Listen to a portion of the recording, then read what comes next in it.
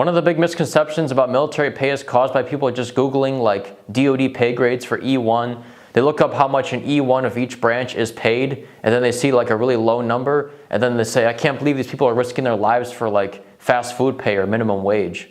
I mean, if you're applying for a regular job in the civilian world, you look up the pay, it's going to say like $15 an hour, $25 an hour, whatever, and that's the whole story, right? Like that's all the pay you're going to receive, but that's not how it works in the military. When you go onto Google and type in military pay for E1s, it's going to be a very, very low number, and that's because it's the base number before all of the other allowances are put on top of it. Also, that E1 pay you see is going to be how much you receive in boot camp when you don't know anything. It would be like graduating college and immediately expecting to have a high salary for an entry-level job. That number that you see is not going to be how much you receive your entire career or even for a very long time. After 9 months, you're going to get E2 in the Navy. After 9 months, you're going to get E3. And then after 30 months, you get E4. And then next thing you know, E5, E6, E7. You can make thousands and thousands of dollars per month. But if you look at that flat number of the baseline, you're going to say, wow, I can't believe how low it is. So like you're going to make way less money at the beginning than you will later on, just like any job. You start off at a low amount and you're going to accumulate raises from time in service and promotions. There's a lot more to be said, and here it is, the paycheck I received on April 15th, 2024.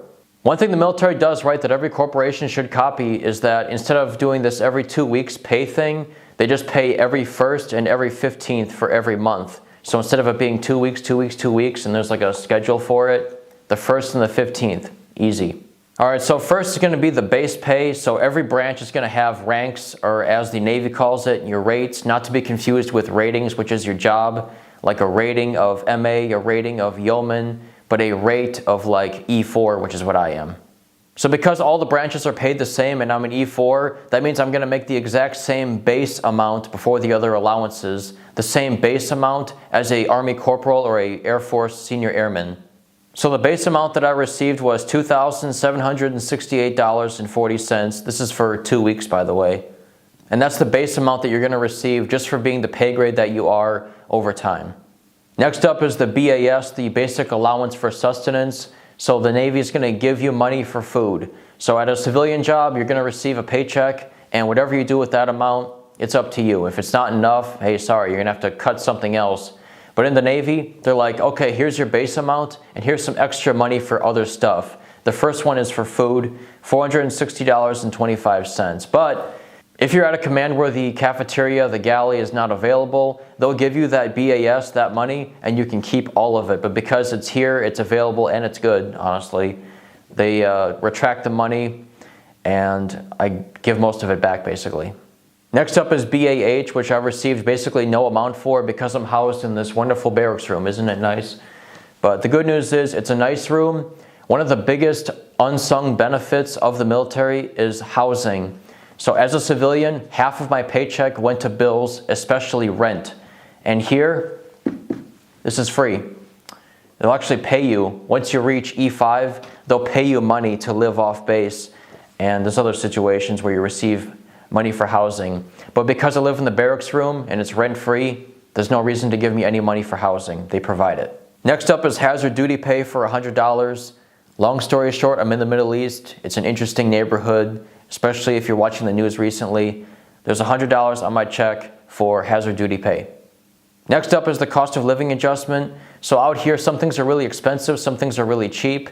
So some things like, good food and alcohol are really expensive out here, like $90 for a good restaurant meal, $12 a shot for some drinks. And also some things are really cheap, like, suits and jewelry.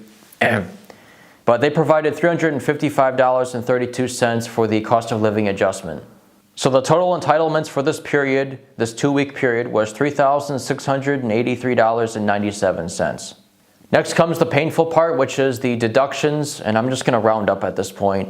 $172 for Social Security tax, $40 for Medicare tax, $31 for SGLI, that's our life insurance, 50 cents to the AFRH, that's Armed Forces Retirement Housing, the $395 deduction that we already mentioned because of them providing the cafeteria.